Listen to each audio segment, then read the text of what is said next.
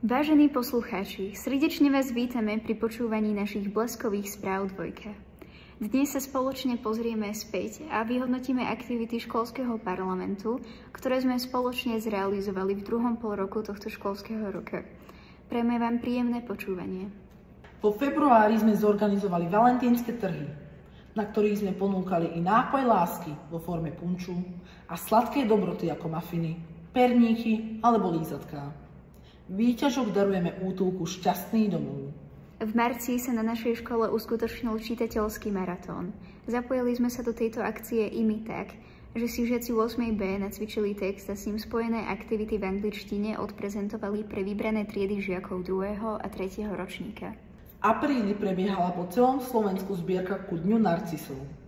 Aj naša škola v spolupráci so školským parlamentom sa do akcie aktívne zapojila a podarilo sa nám vyzbierať sumu 600 eur.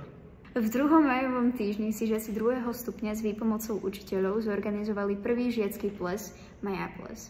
Akcia mala veľký úspech. Žiaci si užili večer plný tancov, občerstvenia, vystúpení a tomboli s veľmi zaujímavými cenami. Všetkým, ktorí sa akoukoľvek formou do tejto akcie zapojili, chceme veľmi pekne poďakovať. Začiatkom júna sa uskutočnil Medzinárodný deň detí, pri príležitosti ktorého mladší žiaci 2. stupňa plnili súťažné úlohy a aktivity na 22 stanovišťach, pripravených 8 a 9. Po ich úspešnom absolvovaní získali do svojej tabuľky pečiatku a napokon ich čakala aj sladká odmena. Dňa 10. júna sme žasli nad kreativitou mnohých žiakov, ktorí sa vynašli a doniesli si svoje potreby a pomôcky v hocičom inom, len nie v školskej taške. Potešili nás vaše originálne nápady, napríklad klietky pre domáce zvieratka, kufre, návlečky od vankúšov, košíky, krabice, hrnce, nákupné košíky a mnohé iné. Akcia mala názov No Backpack Day a považujeme ju za úspešnú. Ešte nezabudnime na vyhodnotenie zberu papiera. Na 3. mieste sa umiestnil žiak zo 6.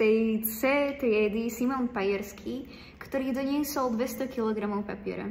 Na 2. mieste sa umiestnil žiak 5. A triedy Filip Korbela, ktorý priniesol 400 kg papiera.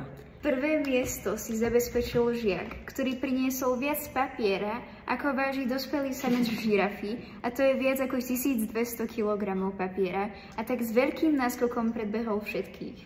Meno nášho víťaza je Peter Pap z 8. A triedy. Špeciálnu pozornosť venujeme našej celoročnej súťaži o najtriedu, kde sa zameriavame na sledovanie čistoty a úpravy tried, zúčastňovanie sa na zasadnutiach parlamentu a aktívne podieľanie sa na živote školy. Ako ste obstáli? Na 3. mieste sa umiestnila trieda 6. C s počtom bodov 90, ktorá získava kupón v hodnote 40 eur a má nárok na 2 hodiny neučenia sa. Druhé miesto obsadila trieda 6.